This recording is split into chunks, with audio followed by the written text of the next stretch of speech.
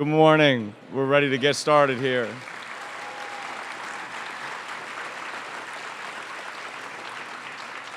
Fantastic. That's all for today. Thank you all very much. I'm off. All right. Very good. Okay.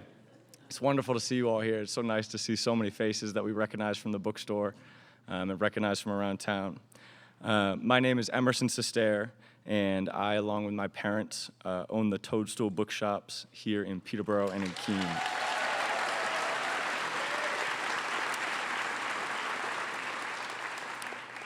I wanted to take a moment to thank all of you for your support and encouragement over this past year. We've owned the bookshops for what will be a year next week, and to feel the warmth, sense of community, and passion for the stores over this first year has been a remarkable experience. Thank you all very much for continuing to support the bookstores and the Toadstool here in town. I would like to highlight and thank the staff at the Toadstool and beyond that have worked to make this event possible today. Thank you to Ben for our sound, Oriana for recording the event and making it available online, and thank you to Eric, Lowell, Peter, Kathleen, and John for their staffing and coordination of today's event.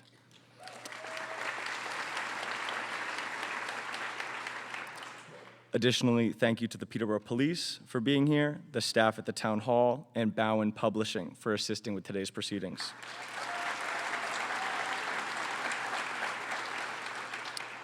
A brief note on logistics before we begin.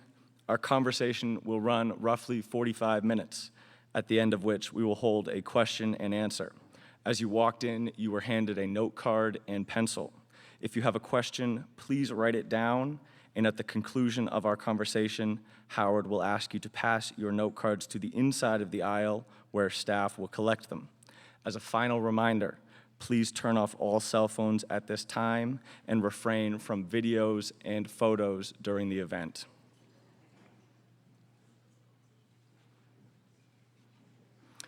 Now, as good as your applause is for my self-esteem, let's get to the excitement for today.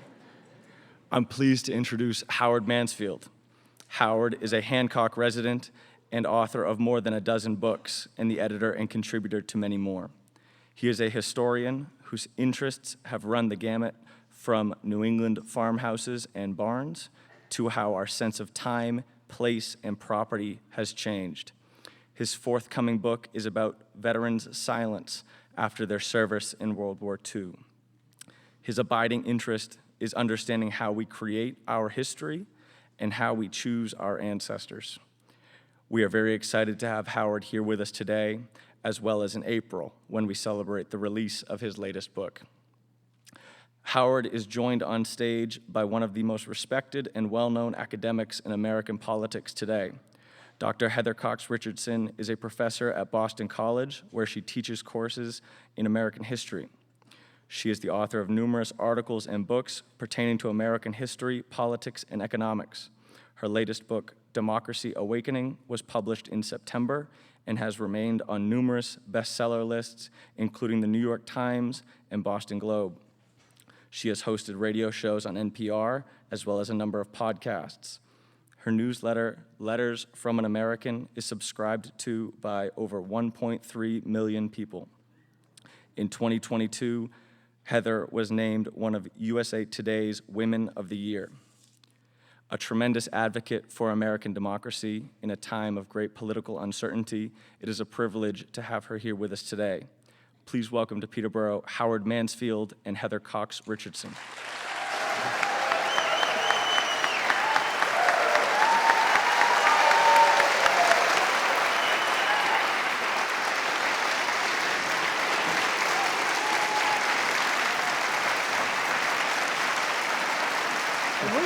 Yeah, huh? Pretty good, huh?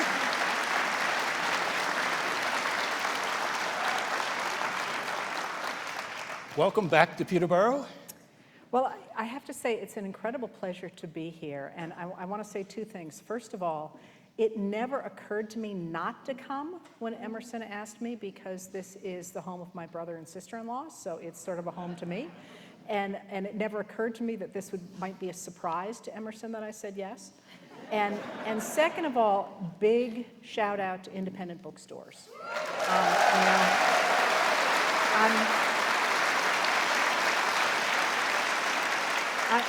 I'm trying to do the independent bookstores everywhere I go, and I have to say one of the things about democracy is it is the independent bookstores in a number of states that are keeping democracy alive. They're not only places to buy books, they're places for like-minded people who care about books, for example, to come together and to talk about ways they can affect their school boards and things like that. So support your independent bookstores.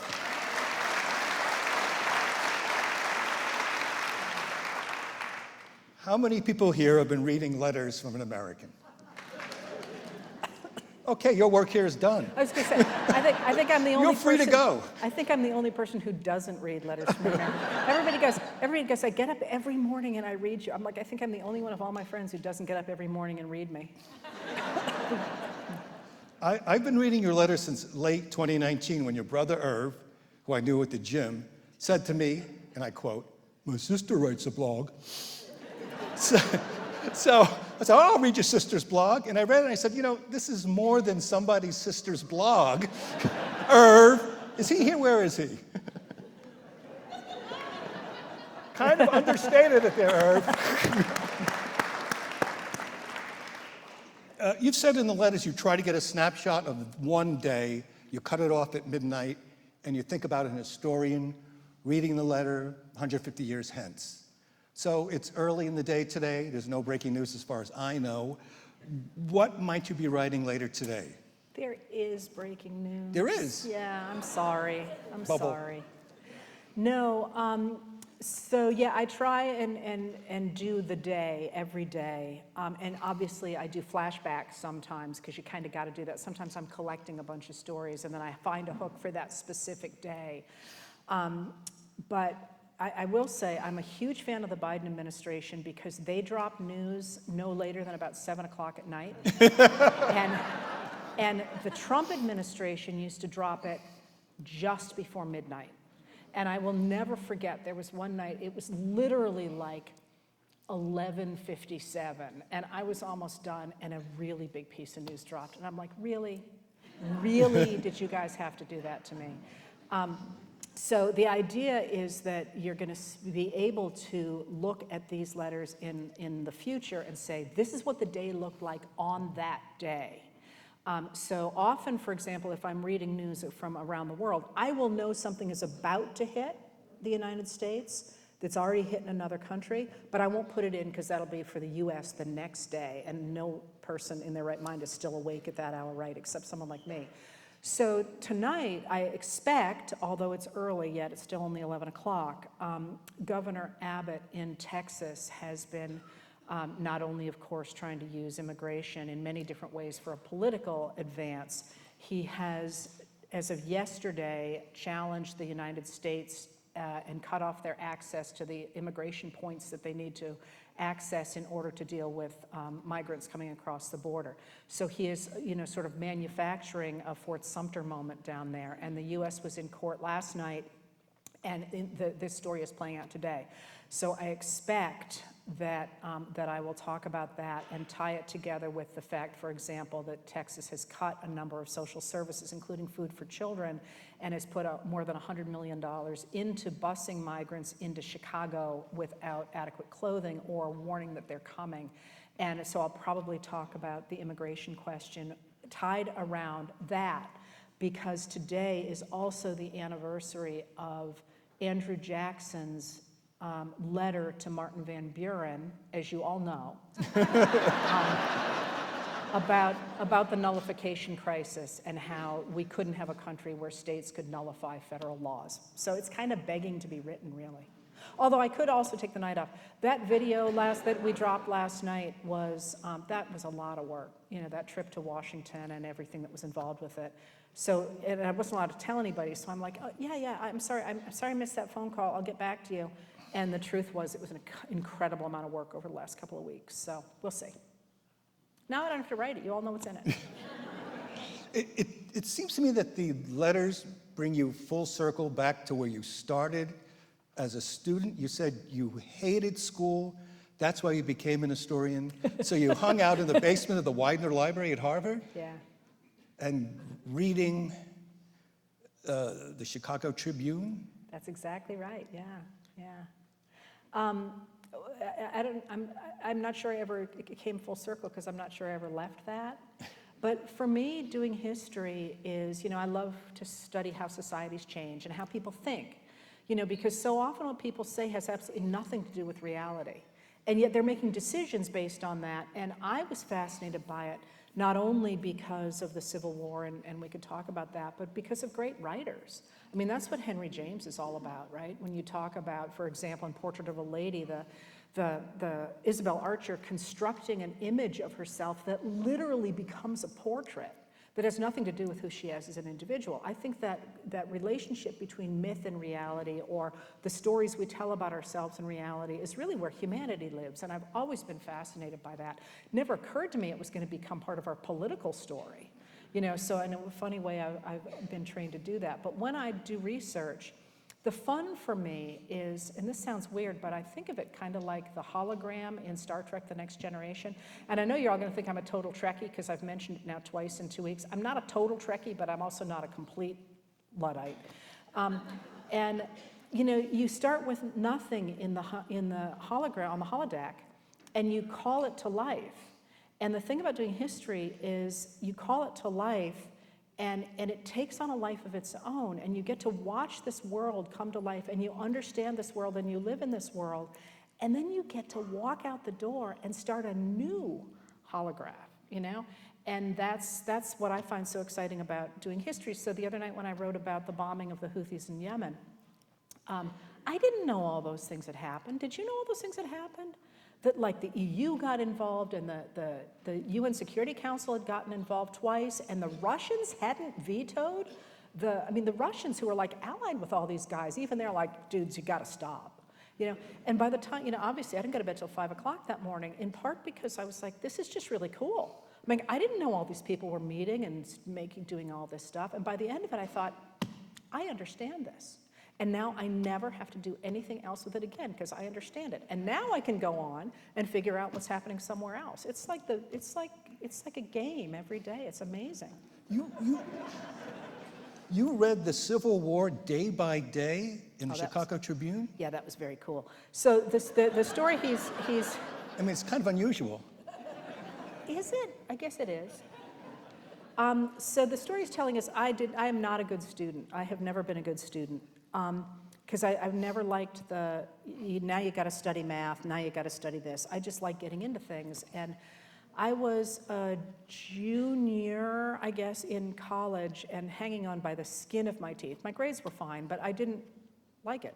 And I had to write a paper for David Herbert Donald, who became a dear friend and mentor, almost a parent in later years. And it was a Civil War class, and I didn't know what I was going to write about. I mean, the books were fine, but I'd read the books. Those weren't very interesting. So to go back into them. So I went to the basement of government documents at Harvard University, which at the time was in kind of a bunker underground because government documents and the films that were also kept down there have to be kept at a certain temperature. So it's quite cold.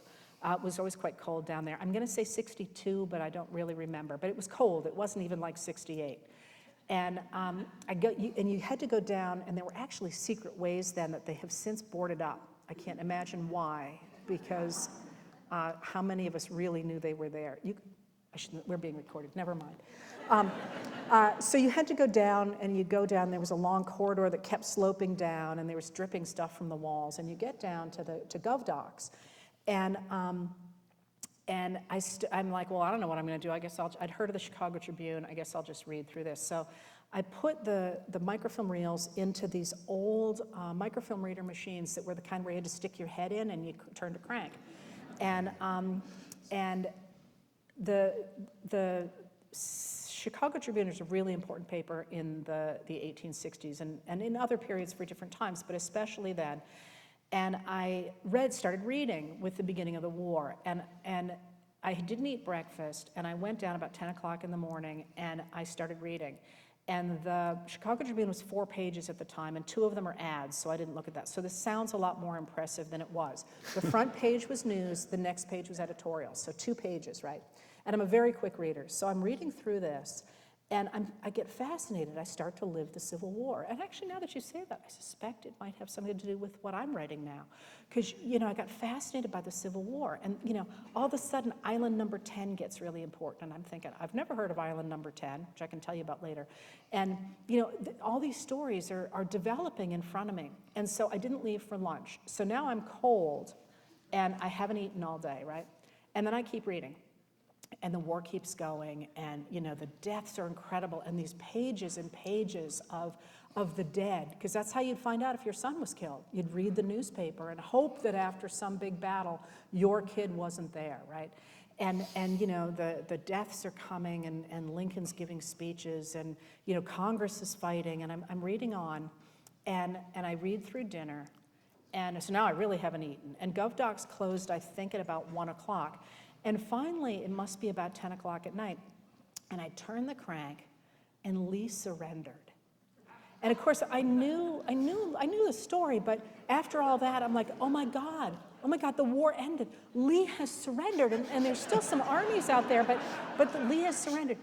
And then I turned the crank, and I can still see it. The Chicago Tribune is bordered in black. And they had shot Lincoln. And I was like, how could you do that? After everything we've been through, how could you kill Lincoln? And of course, I knew the whole story, but it was like the hand coming out of the grave at the end of the movie Carrie. I'm like, they killed Lincoln, And I all of a sudden, it all came to life for me, why we do this and why our past is so important, because the humanity in history came through to me. And I went home that night and just blown away. And I wrote a letter to my mother, and I said, I know what I'm going to do. I've figured out why I'm in school and what I'm going to do. And actually, when we cleaned out her house after she died, she'd kept that letter. And so that's sort of what I do every day. I read the Chicago Tribune like this, and I figure out what the next day's headlines are going to be. Unfortunately, microfilm is over. I loved microfilm. Really? I loved microfilm. And then You they didn't got get these seasick machines. cranking it? I did not, no. And then they got these machines later on that were automatic. So you could just, and they had screens, you didn't have to stick your head in them. So they would just go by, and I'd put them on a slow speed, and I would read quickly enough that I could just read it, and it would scroll by me. It was great. It was great. Wow. So microfilm aside, that brings us to the Civil War. In your book, How the South Won the Civil War, you write this: the reassertion of democracy against oligarchy created the 2 greatest crises in American history, end quote. First, the run-up to the Civil War, and the second, the fight over civil rights, desegregation in the 1950s. The oligarchs said, inclusion destroys democracy. It's your quote. Are we facing the 3rd great crisis today? I would say yes, but I would say that it's a different crisis than the one I thought was happening when I wrote How the South Won. Really? And yes, because what the story was in ancient history when I wrote that book, which is like, how old is it, 3 years? Yeah, it's recent. Yeah. It's fairly recent. I don't remember what year it came out. Was the Republican Party, I wrote a history of the Republican Party as well. That came out in 2014, I remember that, because not everybody, many of the reviewers, especially those who leaned to the right, were furious with that book and said that I was some crazy lefty and I was being completely unfair to the Republican Party and so on. And I had to write a new chapter to it about a year or 2 ago, and all I could say is I was far too kind. Because How the South Won argued, and it's kind of a continuation of the Republican book as well, is that the Republican Party has a really fascinating ideology. It comes out of the 1850s, and it was really articulated by Abraham Lincoln in 1859 in a speech he gave at the Milwaukee Agricultural Fair as a direct response to a speech that Senator James Henry Hammond had given on the floor of Congress in 1858. And that Hammond speech in 58 you know of as the Cotton is King speech. But there was actually something equally important or even more important in that speech. And the Cotton is King part is where he says, we have in the American South cotton, and it rules the world. And the story of cotton is actually really fascinating, and I'm going to spare you the rabbit hole. I'd love to go down on that. But he said, because we control cotton, we control the world. And cotton is king, and everyone's going to have to do what we want them to do. Hammond was a horrible man, and he was actually not very smart either.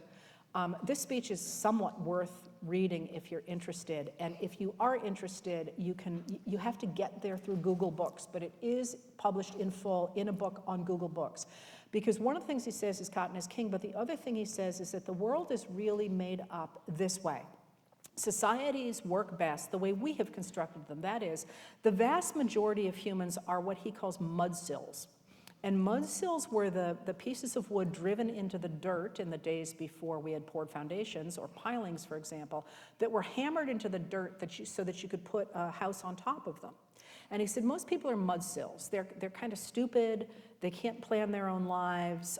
They're loyal usually. They're docile. They're hard workers if their labor is directed. And they're the ones who create value in a society. Because remember, in the 1850s, a lot of people are running around, including people like Karl Marx, wondering what creates value. This is where you get Marx talking about labor creating value. And a lot of the Republicans and even some Democrats in the 1850s are going to start from the same premise. That doesn't mean they're Marxists. It means everybody's trying to figure out in a period of industrialization where the money comes from, right? So he says most of them are docile, and they have to be directed by their betters. And their betters are people like me, the elite Southern enslavers who understand culture and education and have connections. And this is completely a fantasy on the part of James Henry Hammond, by the way. His money came from his wife, whom he treated terribly. But literally, he writes in his diary he's marrying her for her money. So he says to the other Congress critters in the Senate that day, he says, we're the ones who figured out how to run society. You people in the North, you are letting your mudsills have a political voice.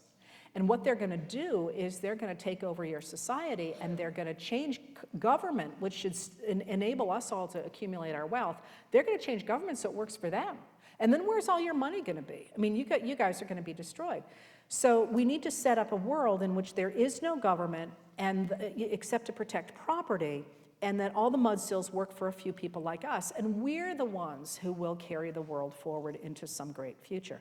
Abraham Lincoln goes ballistic because he's a mudsill, right? His literally, for part of the time that his family's in Indiana, they don't even have 4 walls on the hut they're living in. They have 3 and a fire on the other side of it to keep the animals out.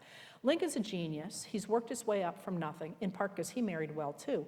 But he looks at this, and in 1859 he gives a speech in which he says, no, the way society should work is that it's us, the mudsills, who move society forward. He doesn't call them that. He says it's ordinary Americans who move society forward because we're innovative and we think of new ideas, not like those rich guys who just sit around and do nothing. We're the ones who change society, and so long as we have control of the value we produce, we will produce more than we can consume, and then that will keep like storekeepers and independent booksellers, sorry I put that in there, he didn't say that, and keep them in business, and then the next level up, a few industrialists and financiers will in turn hire people at the bottom, and the society's really this web, and we need to have a government that protects the right of people, ordinary people, to have access to resources and access to the law, and to education, by the way. So he sets this whole thing up. Well, the problem with that is the centerpiece of the Republican Party is it really quickly, in many eras, morphs into we need to have a government that protects those people at the top because they're the ones who hire the bottom, right? Supply-side economics to make a real leap. The Republican Party does this leap 3 times. It goes from the government should help ordinary people get access to resources, and then gradually it turns to the Republican Party needs to protect people at the very top. That's what I outlined in How the South Won, and that's what I thought was happening in the Republican Party in really the period after 1980, but really ending with whenever that book ended. That they turned into that oligarchy where you wanted to have the government just protect the wealthy people at the top because they were the makers, right? The rest of us were the takers. They were the job creators. All that stuff you heard could have been lifted right from the 1890s. But something important happened after 2015. That's the picture I saw in 2015. with the rise of former President Donald Trump, that ideology got turned into a movement. And that movement, especially after 2021, has become an anti-democratic movement. So those oligarchs didn't want poor people to vote, but they did want a democracy. They did want a government in which there was the rule of law, because you can't protect money unless there's the rule of law. We are now in a period when the Republican Party is controlled by people who are anti-democratic. They are explicitly calling for the end of the rule of law. And what I mean by that, you can use it as an example, somebody like Ron DeSantis of Florida, who admires and has lifted laws directly from Viktor Orban's Hungary, which, by the way, if we're the greatest nation on earth, why are we taking advice from a small country in Central Europe? Just saying. But they literally are trying to use not a small government the way that Republicans argued for in 2015, but rather a very large, powerful government that it can impose its will not only on Americans saying that you don't have civil rights, for example, but also on businesses to say you can't respond to market forces, you have to respond to our moral imperatives. And this is why he goes after Disney, for example, and after the cruise ships, saying, I don't care what your people at Disney want. I want you to stand in favor of my anti-LGBTQ plus laws. And what they are advocating is what Viktor Orban calls illiberal democracy, or he calls it Christian democracy, which is not the same thing as the Christian Democrats in Germany, by the way. Christian democracy, and it's the idea of using a strong federal government to impose their version of Christian values. And that's sort of fuzzy, like there's a lot of different flavors of Christianity out there. But their Christian values on the American population. And so it's a new moment we're in. We have never before had a major political party reject democracy in favor of Christian nationalism. So we're in a new crisis, although it came from an old thread. Sorry for that monologue, but that's American history. Isn't that cool?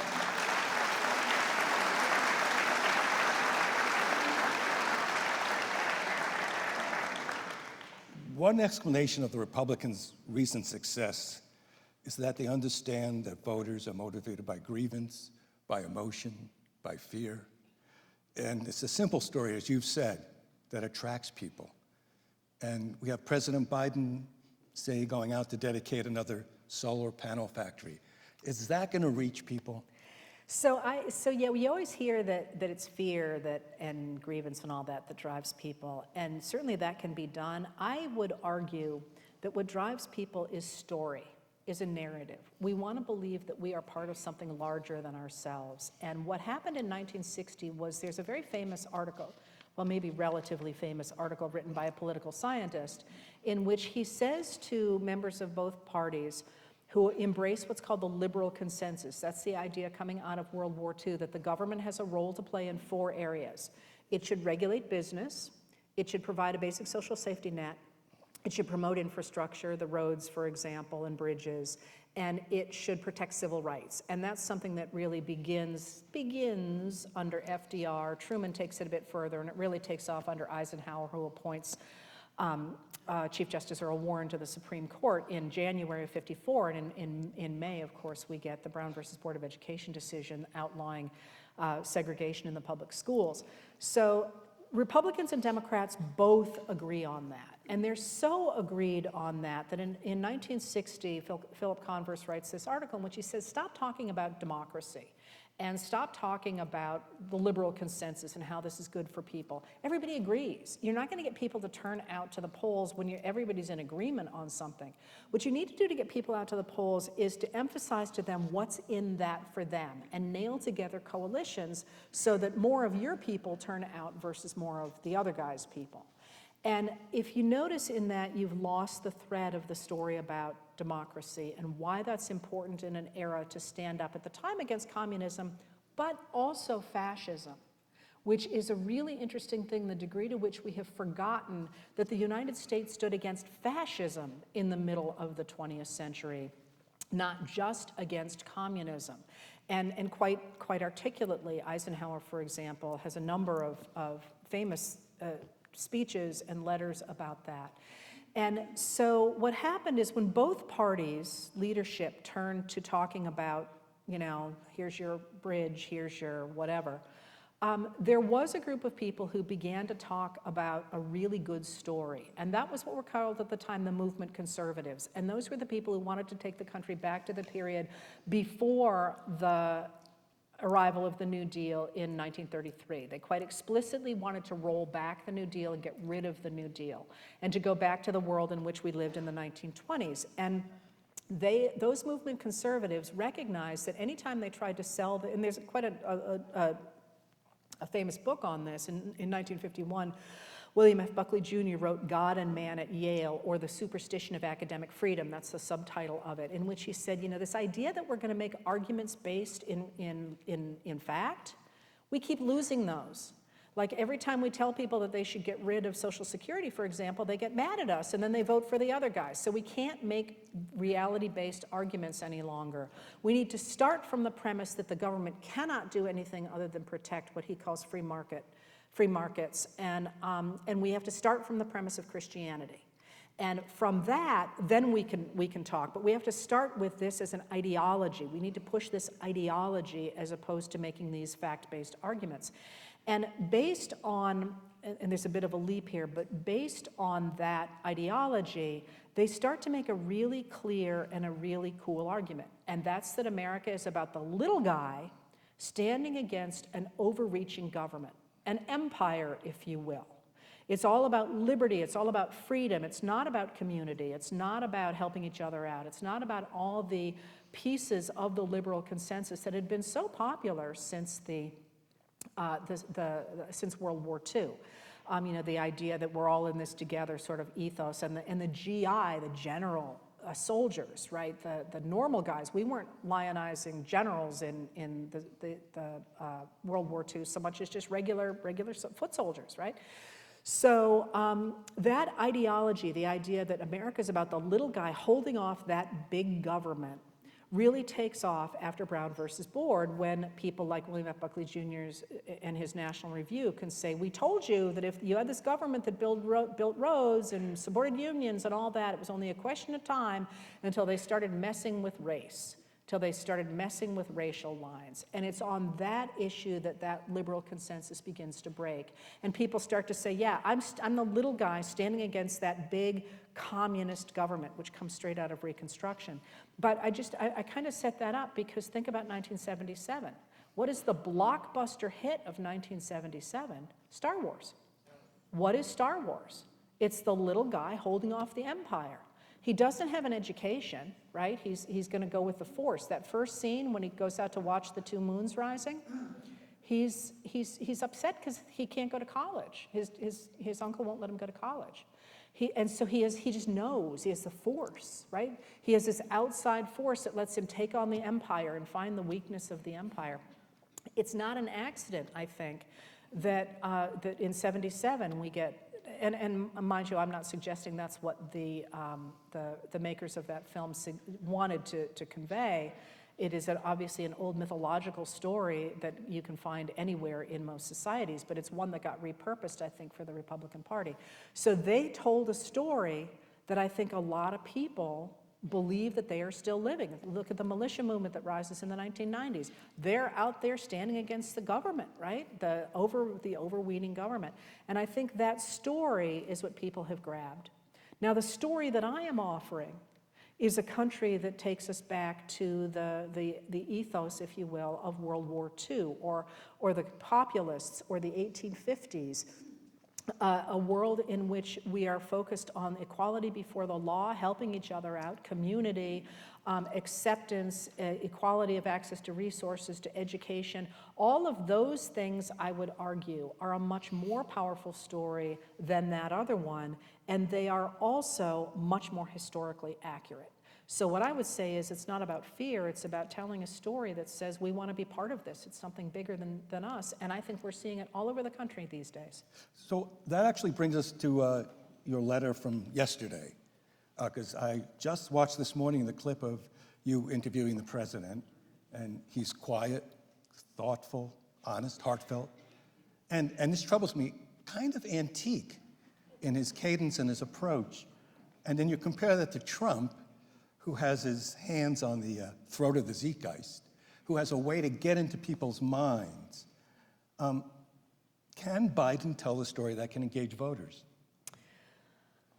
So can Biden tell a story that can engage voters? I think by definition, perhaps he shouldn't be a person who can tell that story. I think it would be lovely if he could, if he were a phenomenal speaker. He does have a speech impediment.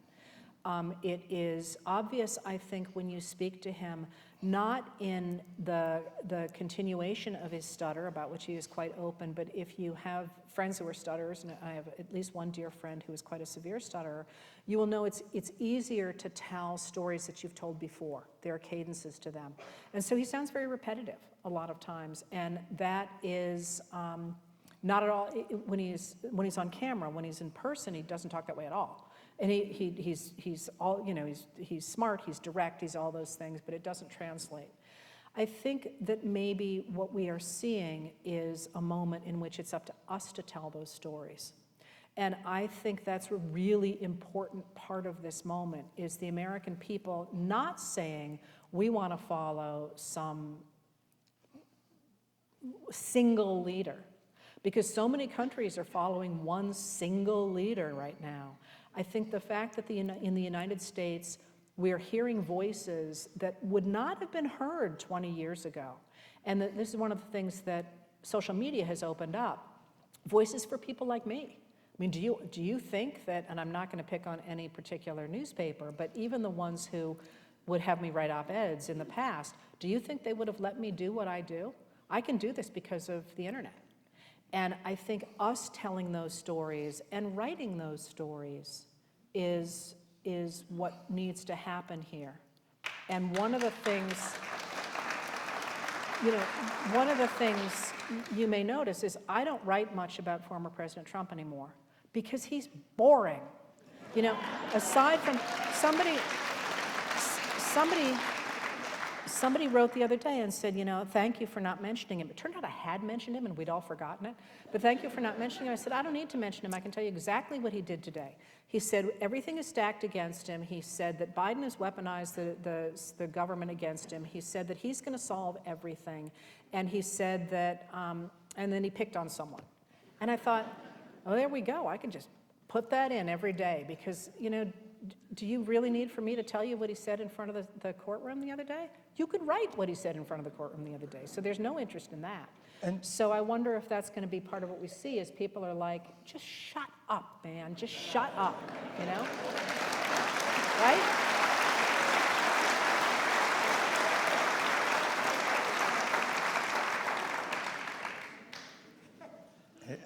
And yet,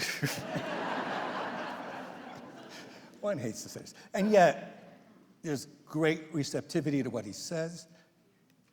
Could it have something to do with this? There's this pervasive sense that, as one writer said, everything is broken, that so many people are being left behind, that deaths by despair are rising, that life expectancy in the US actually ticked down last year.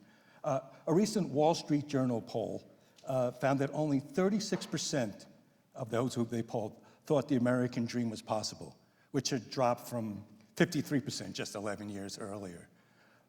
That's a tough atmosphere for an incumbent. So a couple of things.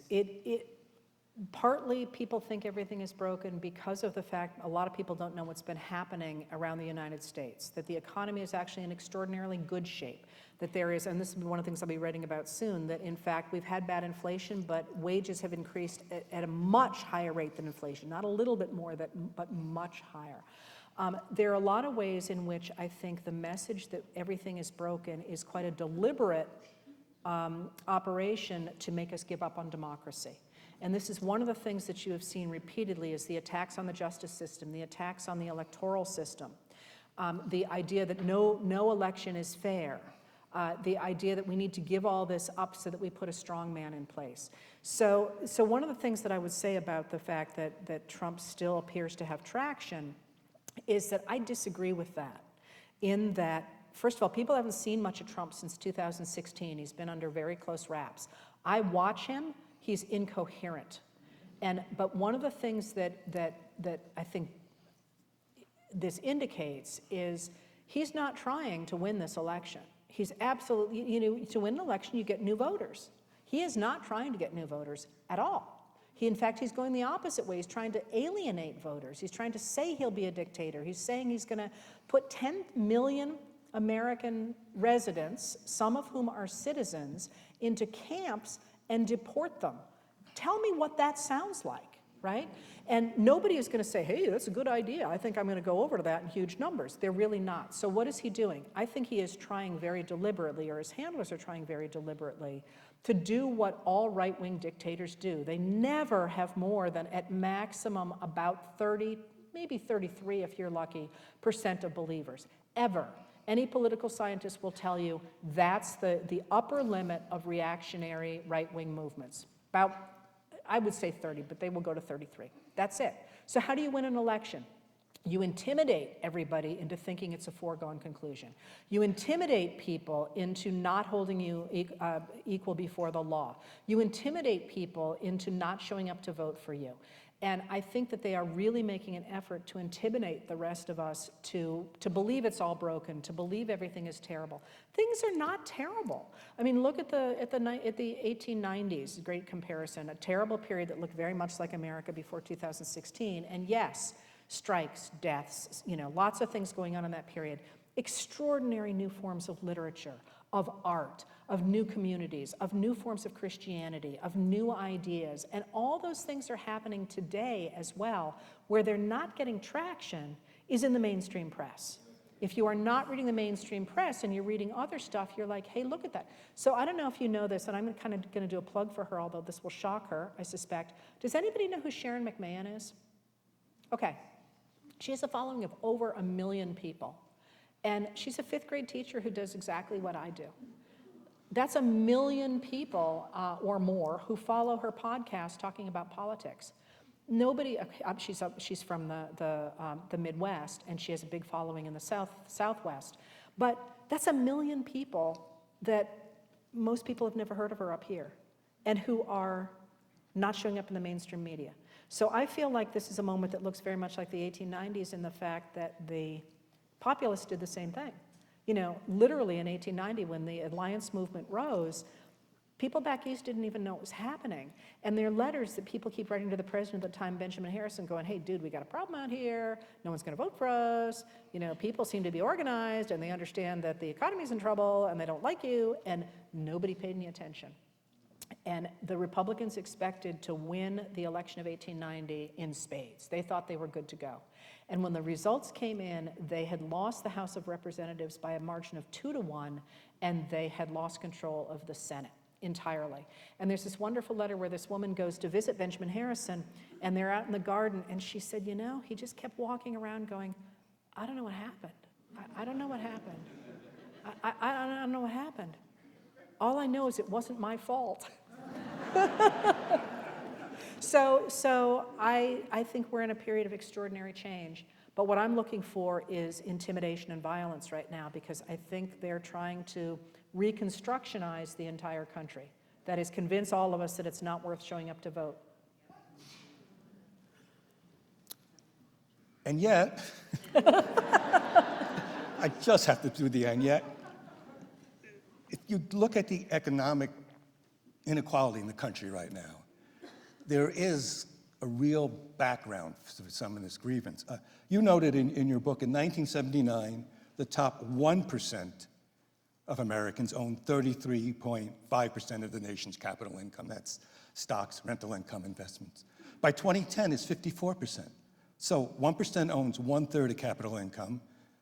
And then after 30 years of so-called trickle-down tax policy, 1% own more than half. Yes, but I believe me, I don't disagree. The question is, what are we going to do about it? Mm-hmm. Are we going to turn it over to that 1% so they can get even more? Or are we going, I don't know if you saw this, the former President Trump has been recorded in at least one recording I've seen, but there are apparently more of them, telling rich donors that he will make sure there's another corporate tax cut and another wealthy tax cut if he goes into office. Whether we're going to back that or whether we're going to back the Biden-Harris administration, which has made huge inroads on anti-monopoly, for example, on not simply on breaking up monopolies, but on stopping them from beginning, on trying to redistribute wealth back downward through things like the honest enforcement of laws over student debt, over the child tax credit, all the many ways in which they have worked to try and rectify that. And in the first 2 years of the Biden administration, they erased 25% of the discrepancy between people at the very bottom and people at the very top. Now that ended after the not ended, but it slowed way down after the child tax credit. But one of the messages that I think is unfortunately not getting heard is that they're really doing their damnedest to address this. And the question is, do people hear it? And the answer to that, I think, is people keep saying to me, why doesn't the media cover it? And I'm like, I'm kind of done telling the media to cover it. We got to cover it. And our voices, there's this wonderful moment. I'm reading Arnold Schwarzenegger's new book. And there's this wonderful moment in that where he talks about January 6th and how incredibly upset he was looking at what was happening and recognizing the sadness of the people who were doing the attacking, not just the event, but also he's like, these are lost souls. And he says, there's this moment, and I'm paraphrasing, where he says, I figured if social media could get to them through TikTok, and I guess it wasn't TikTok in those days, but whatever. If social media could reach them, I could reach them that way too. And that to me was kind of a light bulb moment where it's like, you know what? In the 1850s, we got new media, and we did it ourselves. In the 1890s, we got new media, and we did it ourselves. The populists got their message across through brand new newspapers that nobody back east was reading. And I sort of feel like this is the year where we say, you know what? I'm tired of reading the both sides headlines. I'm going to talk to my neighbors myself. I'm going to put it on social media myself. I'm going to flood the zone with the good stuff rather than just standing back and letting the bad stuff roll by. That's going to be my approach to 2024.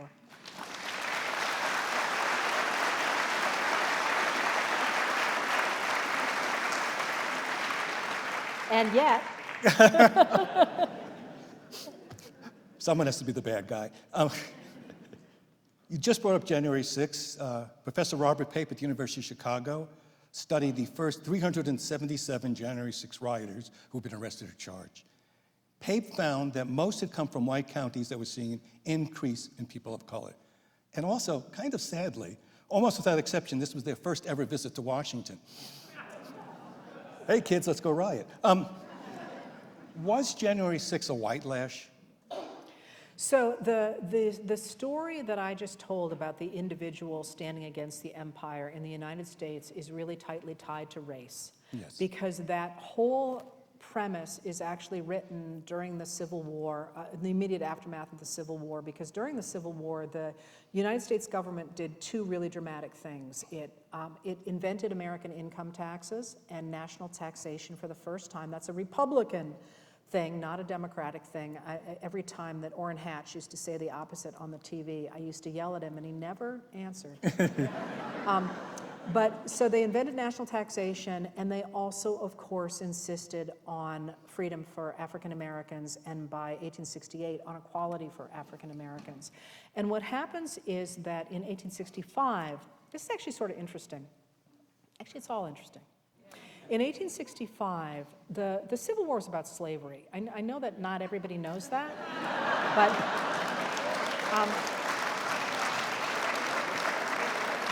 but in 1865, in the summer of 1865, remember what you've got is the South is devastated. I mean, it's truly devastated. And theoretically, after the Emancipation Proclamation and then the 13th Amendment, theoretically, African Americans are free, right? Theoretically. But the southern states that President Andrew Johnson asks to do a number of things. Among the things that they are not supposed to do, but they do anyways, they pass a series of laws called the Black Codes. And the Black Codes essentially, this is real broad brush, remand African Americans back into a form of quasi-slavery. So they really don't have any rights. So they get screwed over in a number of different ways, and they can't testify in court either, of course, under the Black Codes. So they would work for somebody for what they thought was an agreed upon kind of pay, and then at the end of whatever task it was, the guy would say, oh no, I paid you in lunch, you're done. Or they attacked people attacked their black neighbors and they had no recourse or anything. So what is an African American going to do in that period? They're going to go to the only place that they know to go, which is the U.S. Army. And the U.S. Army by then is operating after March of 1865 as the purveyors of the Bureau of Refugees, Freedmen, and Abandoned Lands.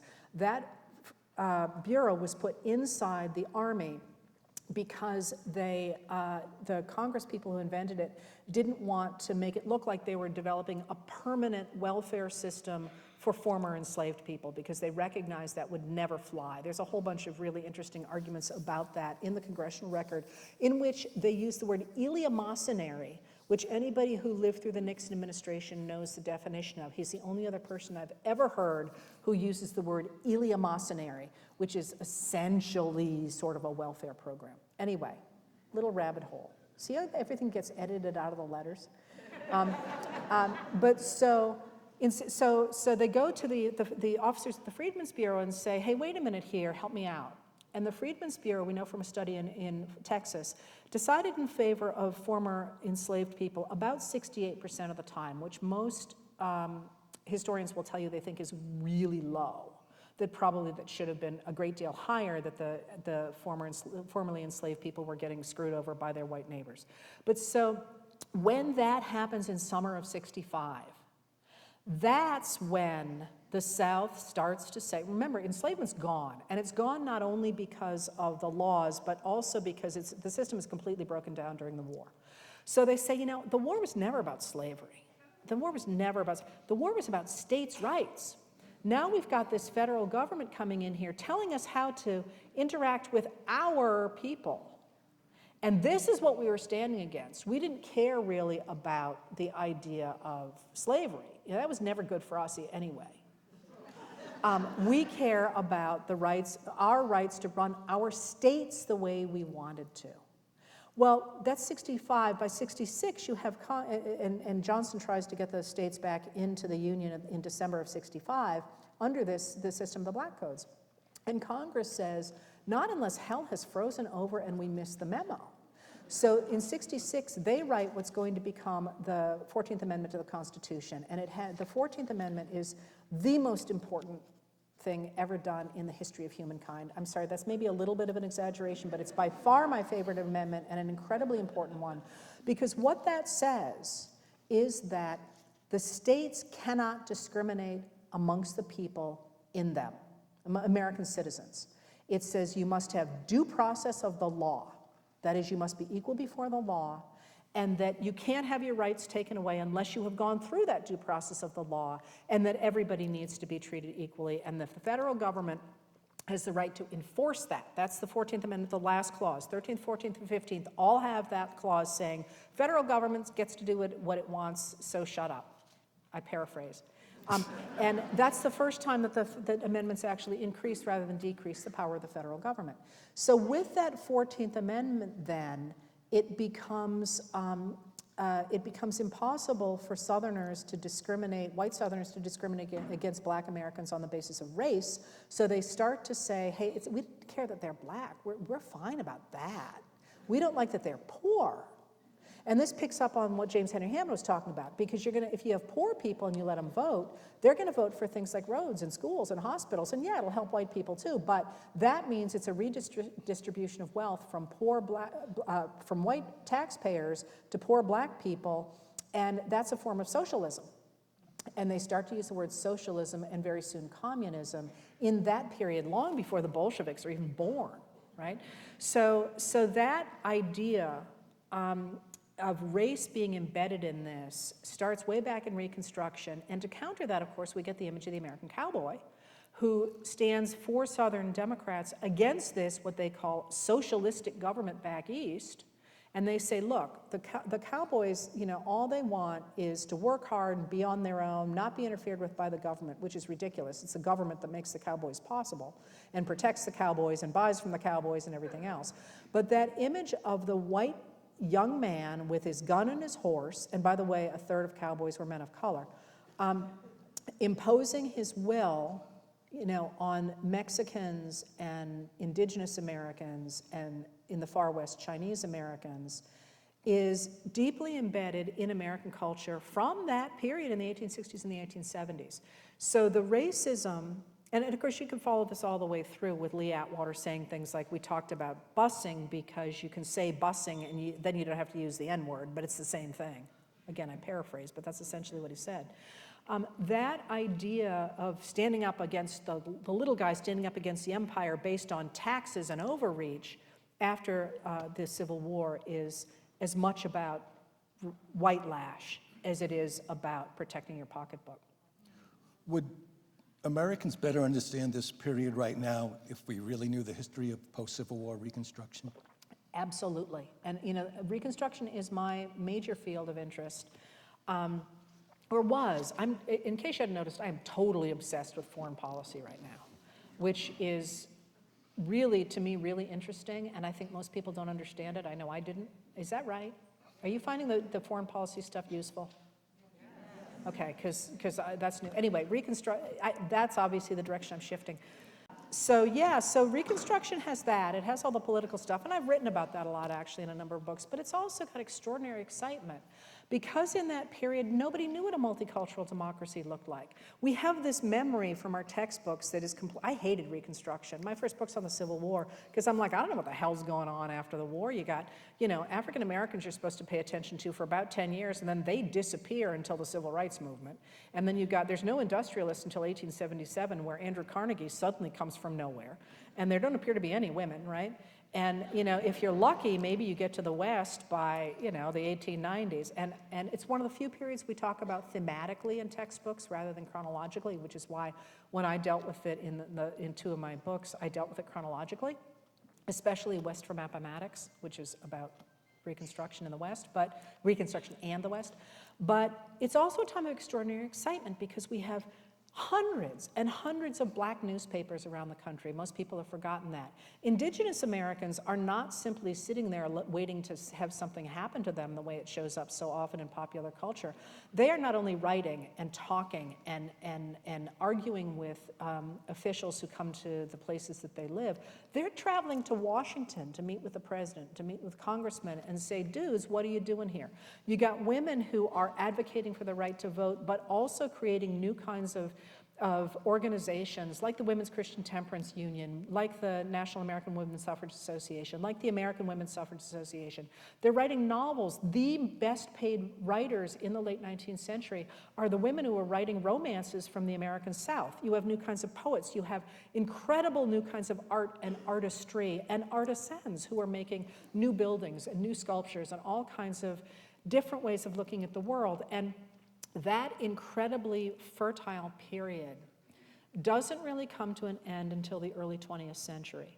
And one of the things that I love about Reconstruction and would love to see us recapture is not only the really horrific political story, but the many ways in which people who were excluded from the political story in that period, women, people of color, all the people who couldn't participate by voting, participated in other ways, by creating art that said, hey, wait a minute, what about me? Or by writing trashy novels in which, there's one novel from a Southern novelist in which there's a child in it who is literally named Legal Tender. Like here's a hint, she was maybe writing about something other than just Legal Tender, the baby. And that I think mirrors very much what's going on today. And while we are all obsessed with politics as they were in the late 19th century, what I think is one of the most exciting things is, I say, the art and the literature and the extraordinary new voices that maybe you don't agree with. A lot of them I'm like, really? I'm not going to listen to that, But it shows a new way of looking at the world that can take us into the 21st century. And by God, we need that. We need that to deal with the economy. We need that to deal with climate change. We need that to deal with the extraordinary injustices happening around the world. We need that to deal with human rights. We need that to deal with the way different countries are going to get together. And I don't think it's going to be our generation that finds the solution. I think it's going to be our generation that provides the security of our democracy so that the next generation can find the solutions. I think that's my role in this, is to preserve this for the next group.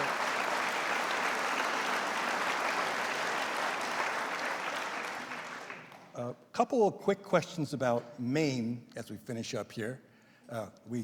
Great state.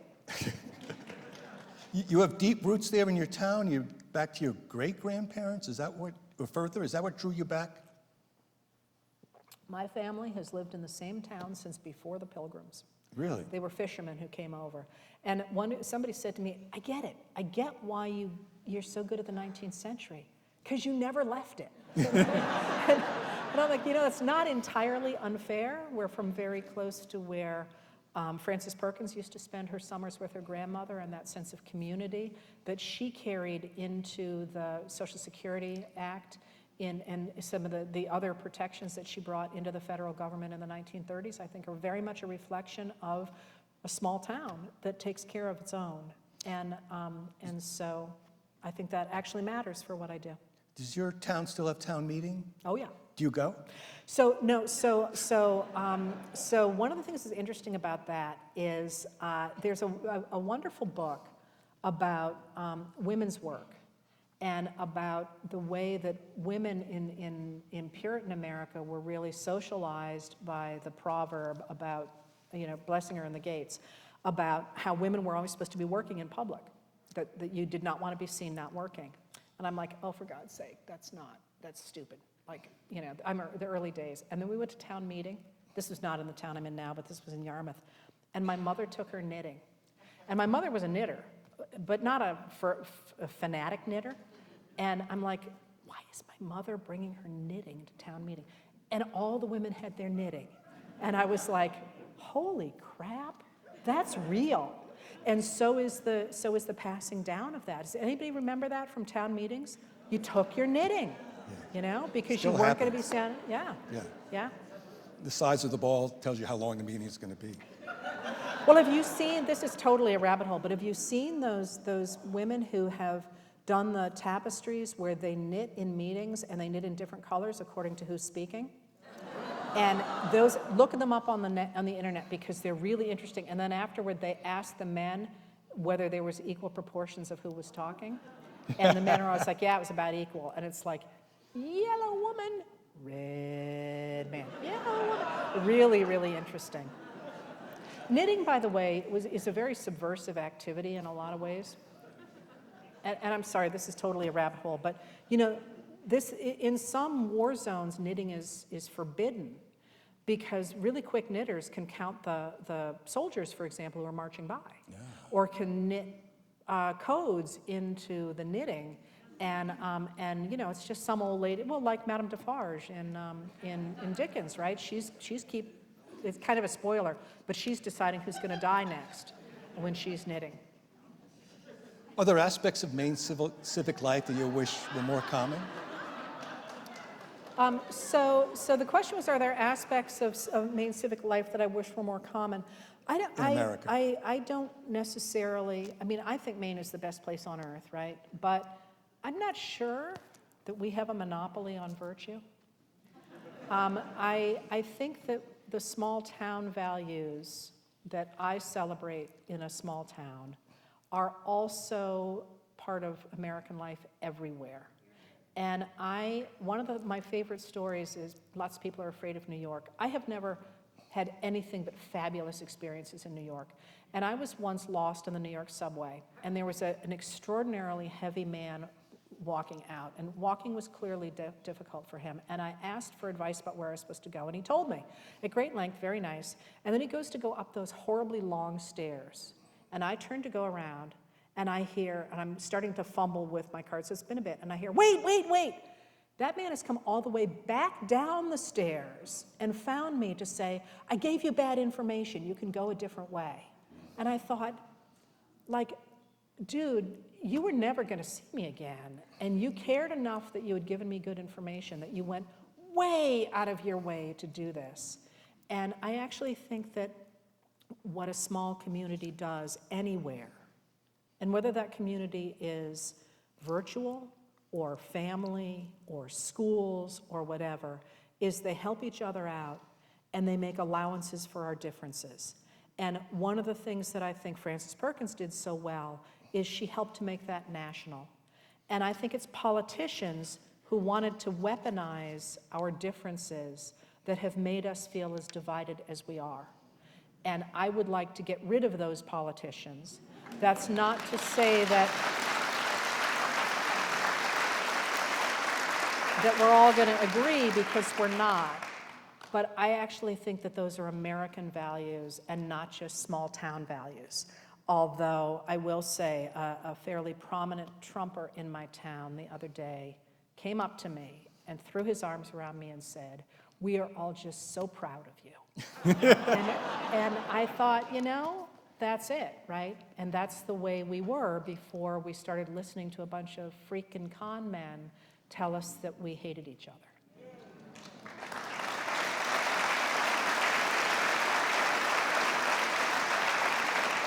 Well, that's a good place to end this part of the program. We're on an hour, actually. We'll take questions now. If you would pass your index cards, and they'll be picked up, and Professor Richardson will grade them on the curve. She has her red pen right here. Some good questions here.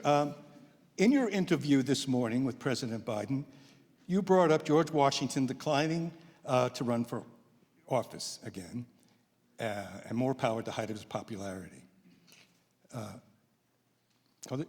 This was an opportune moment, I thought, to ask why he had not deferred to a younger Democrat to carry on. So there's a couple of answers to that. And the first answer, and this, just so you know, is also about the letters.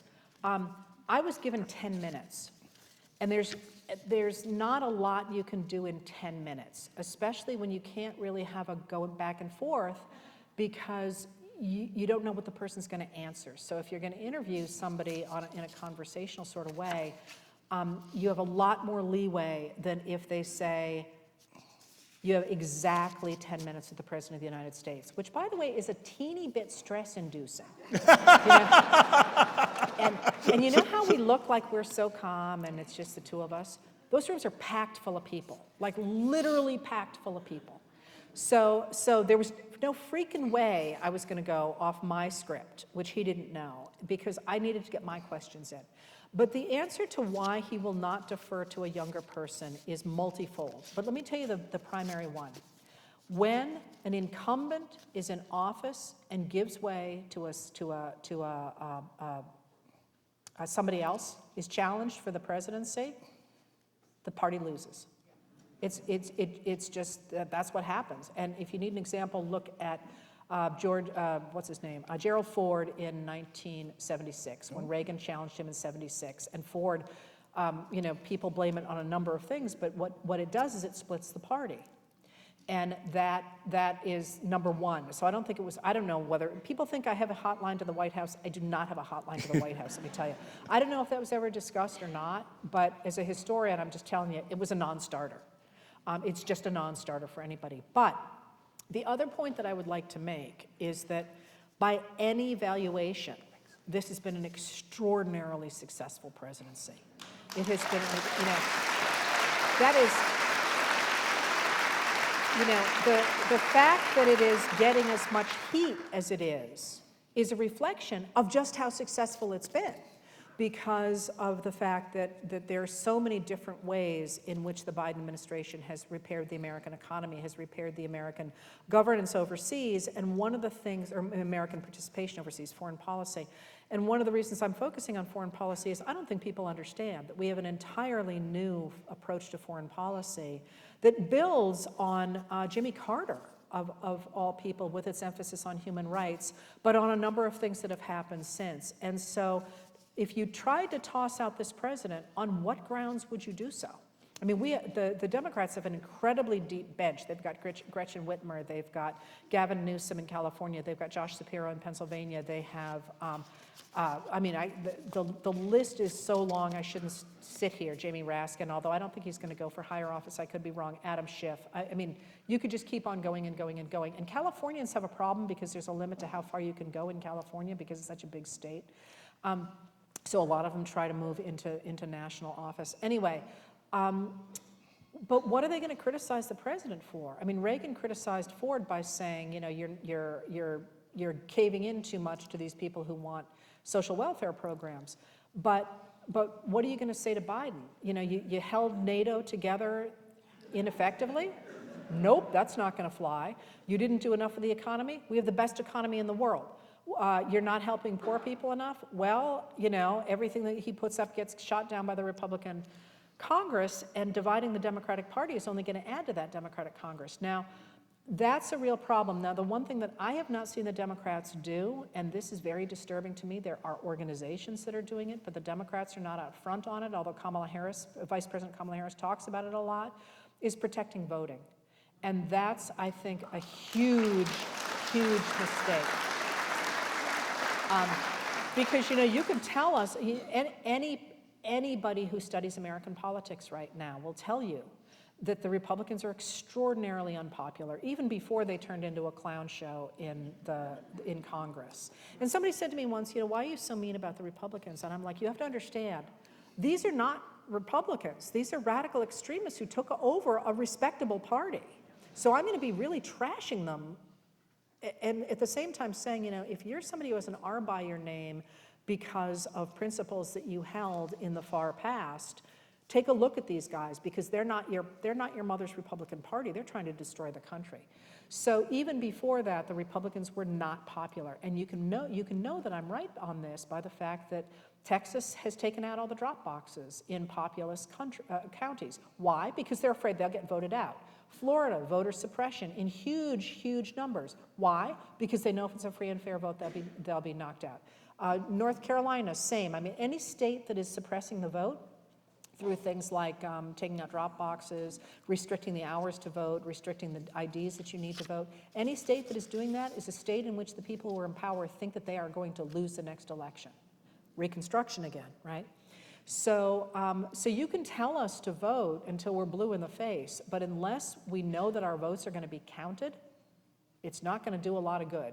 So one of the things that I've said to a lot of the people who follow me is that the people whose votes do not tend to be suppressed are older white people.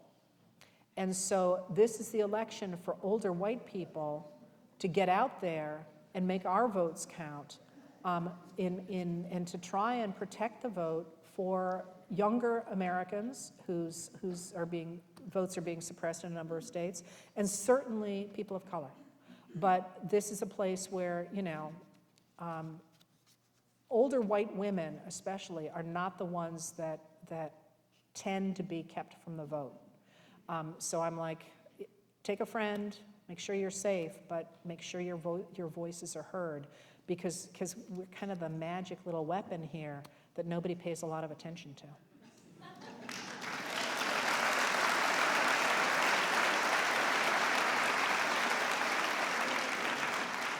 Here's a voting question.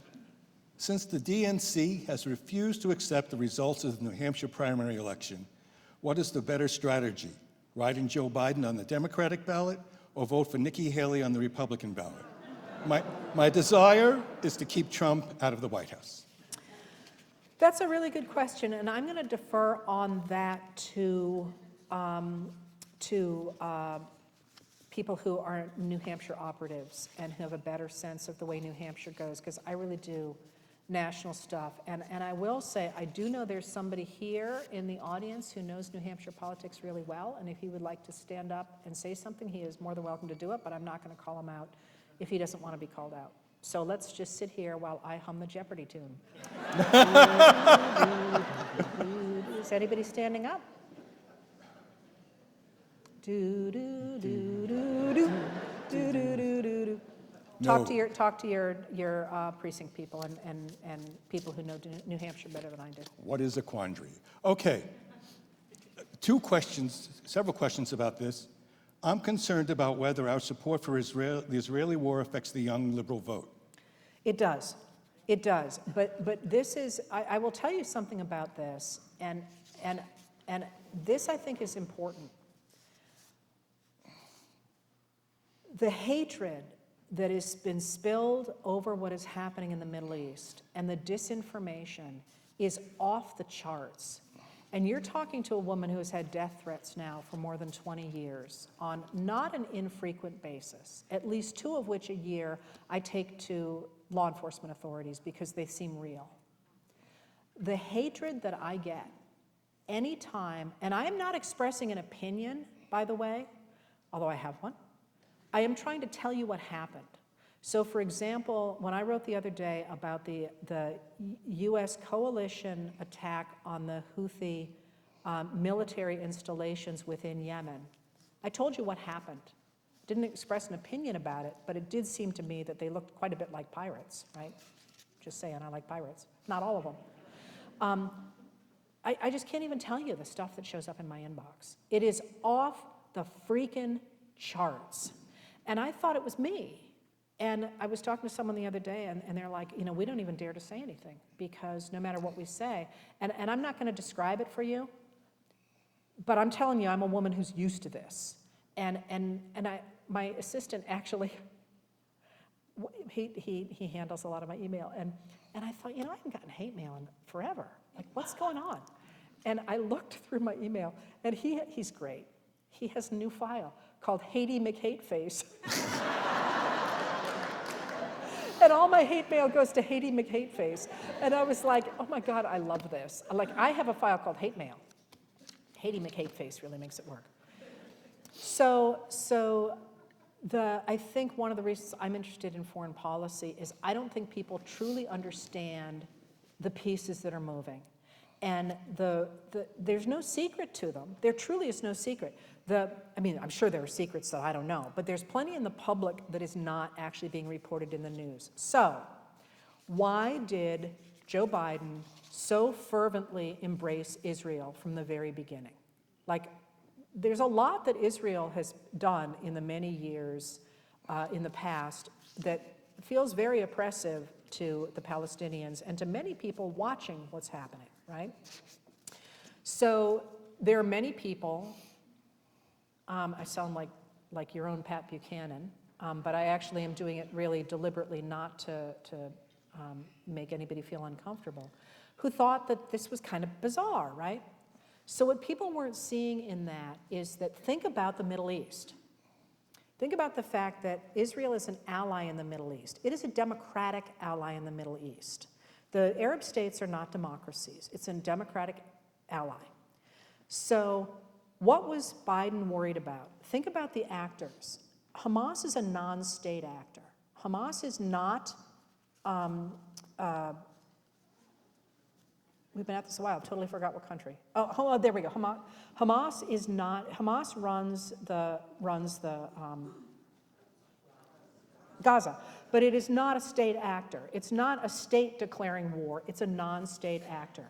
Hamas, the Houthis in Yemen, and Hezbollah, which is the biggest dog in the non-state actor fight in the Middle East, those are all backed by Iran. They are not backed by the states in which they live, in which they operate.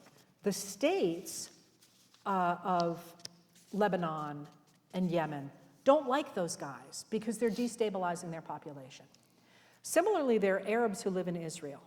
Now, and Hamas was really clear about this. Hamas keeps giving interviews that don't show up in the US papers, but you can find them. They're not hidden. The BBC covers them, Al Jazeera covers them.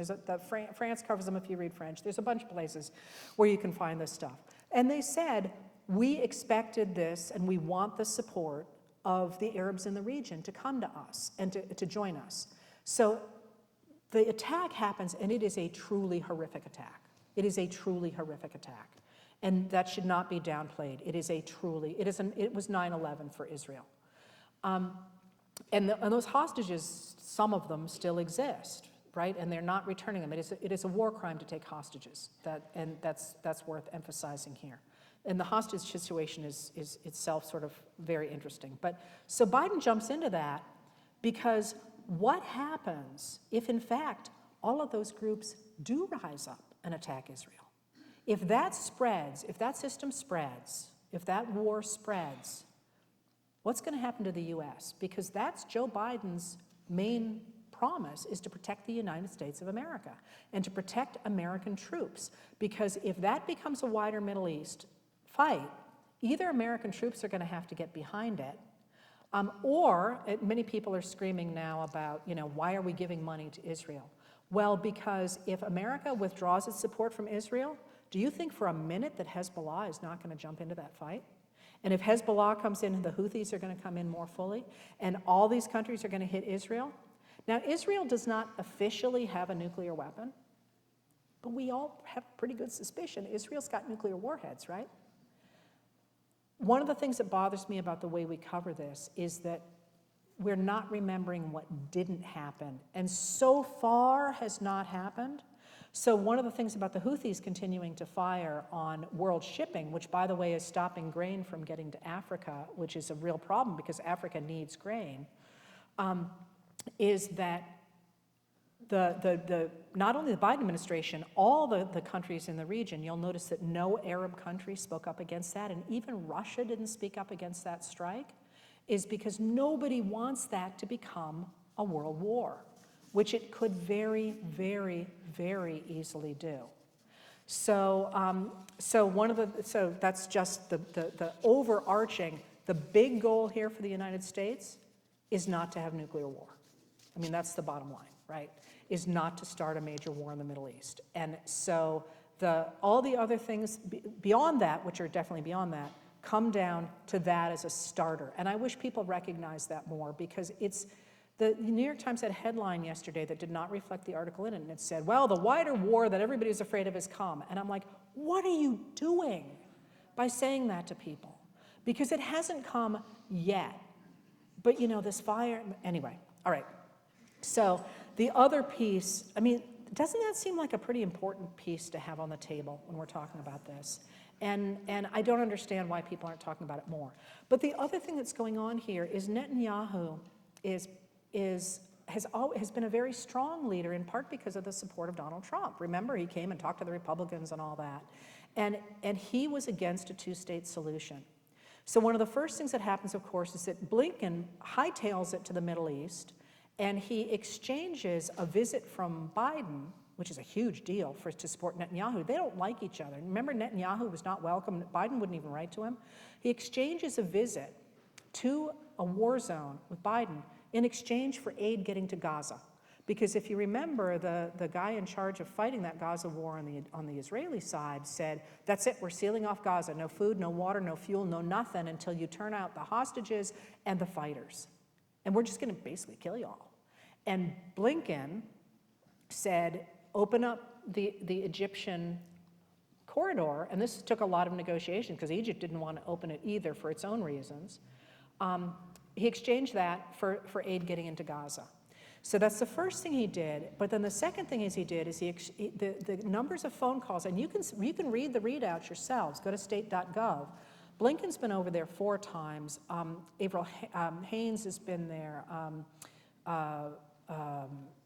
Vice President Harris had a conversation with Arab states when she was in the UAE for the climate thing. They're constantly talking to the Arab states because now that Netanyahu has been weakened, the two-state solution is back on the table in a really big way. And think about what that would do.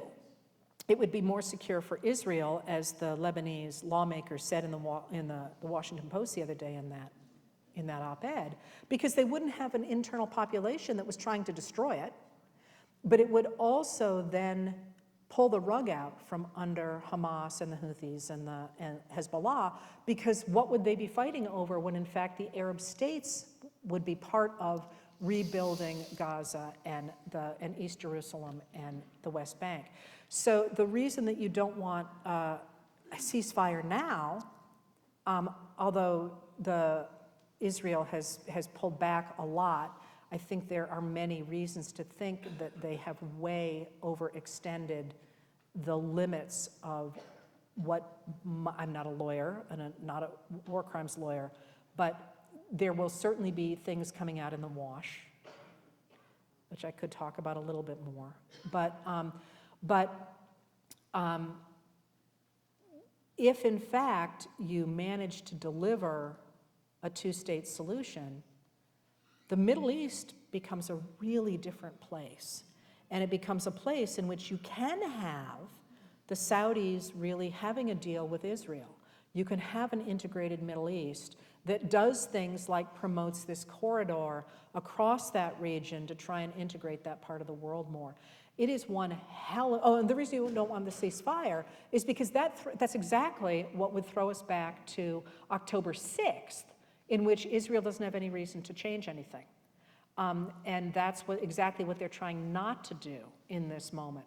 So it hurts the younger people because what they're seeing on TikTok is only the truly horrific images from Gaza, and not seeing that there is the potential, and I'm not saying it's going to happen, I deal in the past, not the future, but this is not simply, hey, let's go kill a bunch of people. It is actually an attempt to say, this situation is really bad. For a number of years, a number of people thought it could be managed with the slow attrition of the Palestinians, which, believe me, has been going on, and I don't think would stop. But there is the potential to come out of this true horror with a very different world. And I feel like it's there. It is in the papers. It shows up at state.gov, it shows up at defense.gov, it shows up at whitehouse.gov. You can read all the speeches, you can read the op-eds, you can read the different pieces, but I don't see anybody putting that together. And I don't understand why not, which is one of the reasons that I'll be talking more about foreign policy. I would guess that what I just said probably was new to a lot of you. And like I say, it's all in the public, I got no secret information, it's all in the public sphere. And literally, Blinken and Biden are out there talking about it every single day. So is the Egyptian president. So is, Egypt's been out there. The UAE has been out there. Even MBS has been out there talking about this. And it's just not trickling down to the American public. I'm not saying it's going to work, but it's not the same picture you're getting if you don't hear it. And I would like us to have more of a sense of that. Last couple of questions. I was going to say, don't you people have lives here? Two more questions. Feel free to go do your grocery shopping. What are your thoughts on expanding the two-party system? So here are my thoughts on this. I have said for many years you can't really do you can't really do more than a two-party system in the United States for the simple reason that we don't have coalition systems. That is, when we switch our governments, you have to be able to have another party that can take over everything from transportation through finance and everything, and that's a lot of people, and we've had this institutional system for a number of years set up to privilege these two parties to do that, and that won't be able to be changed because they are so ingrained in our system. So, for example, lots of people vote Republican because their dad voted Republican, and there's this institutional loyalty, there's this set of email lists, there's the donors, there's all the pieces that make institutions survive. Political parties are not part of our governmental system, by the way. They're private entities that aren't backed by the government. There's an interesting story of how we got them. But all that being said, Trump has destroyed the Republican Party, the institutions of the Republican Party, and by I mean that, the email lists are corrupted, and they are now grifter lists as well as voter lists. Donors are no longer behind the institutions of the Republican Party. That's why you've got Nikki Haley suddenly making a go of it, is because people like the Koch brothers are no longer supporting today's Republicans. They're supporting somebody who they're hoping can come from outside. The Michigan Republican Party is so badly split, it has no money and it doesn't have a leader. The Florida Republican Party has a brand new leader because the previous one is in the middle of a sex scandal. And they too have no money. Is it the Alabama Republican Party? 3 Republican parties, state Republican parties, are up for grabs if anybody's interested. And what I would say is that says to me that if somebody is interested in creating another party, now is their moment. Because the Republican Party institutionally has shattered, which I did not see coming even 4 years ago. So that being said, I'm a huge fan now of ranked choice voting, which enables different voices to have a say in the larger parties. And that has always been the idea behind our big parties, is that they're coalitions, and that having these coalitions mean that you can have things like Pete Buttigieg becoming a very articulate Secretary of Transportation because he had a big following. Believe me, he would not have been tapped otherwise, and he's turned out to show real talent. So I would love to see changes in our political system. I would say before I worried about that, though, I would worry about the Electoral College, which I am very worried about, and I would worry about the 12th Amendment, which enables the Republican Party in this, they tried to do it in 2020, and they are, I think, pretty clearly gearing up in 2024 to lose the popular election, but have the election thrown to the House of Representatives where each state gets a single vote, meaning that Alabama has as much of a say as California, and that would enable them to steal a political election that they had lost by huge numbers. And I am extraordinarily worried about that. The 12th Amendment, as I know you are all too, but going into 2024, I think that's something we all need to be aware of. So yeah, go for another party, back ranked choice voting if it interests you, but we got a lot of places we're gonna need to fix democracy if we make it through 2024. Last question. How do most people find a platform to tell our story? Seems like attention is the most precious commodity today, and many people don't read or watch any news. So I would say the opposite, that this is the moment to get attention, and that there are so many different ways to do it. And that changes every freaking moment. So what was important 2 years ago is not gonna be important 2 years from now. And my big thing is local news, and everybody says, well, the local newspapers are all dying and they can't be replaced. And I'm like, can't they be? Because I have the biggest following in the nation of a journalist, and I started on Facebook. And I would say that now is the time to try Instagram or, you know, all the different places that you can be and find like-minded people. And whether or not that means there are 4 of you or there are 4 million of you, I think is not clear. But I do think because people are more open to different kinds of media now, that you have a 5th grade teacher from the woods of Michigan commanding more than 1 million listeners every time she fires up her podcast. And I think there's real room for that now. I'm not urging you to go into podcasting. I think that's overfull. But there are plenty of media that are terribly underused right now, especially, I hate to say it, by historians. So we're going to be branching out. I say we, it sounds royal, doesn't it? My Haiti McHateface assistant is a genius. And so when I say we, I always mean me and Nicholas and my fabulous agent. And everybody else we can rope into this project, because that's actually where so much of my great material comes, is from people like you. And you can do the exact same thing, just starting. I mean, isn't that what do they say? Journey is half the first step. Half the first step is just starting to say, hey, wait a minute, I have an idea, and finding a friend who says, that's a good idea. And pretty soon, you're on the school board, or you are running a new newspaper, or whatever. Thank you very much. So thank you all for coming. Thank you for coming. And I want to say thank you. Emerson would like me to remind you.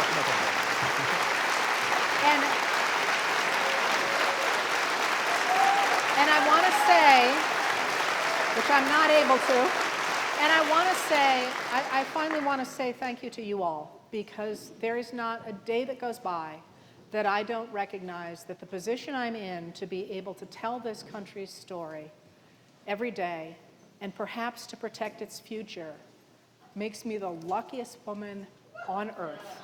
And I never forget that it's because of you all that I have this privilege. So thank you all for everything you're doing, and thanks for supporting me through all this. And let's get out there and do it. It's our time. So thank you.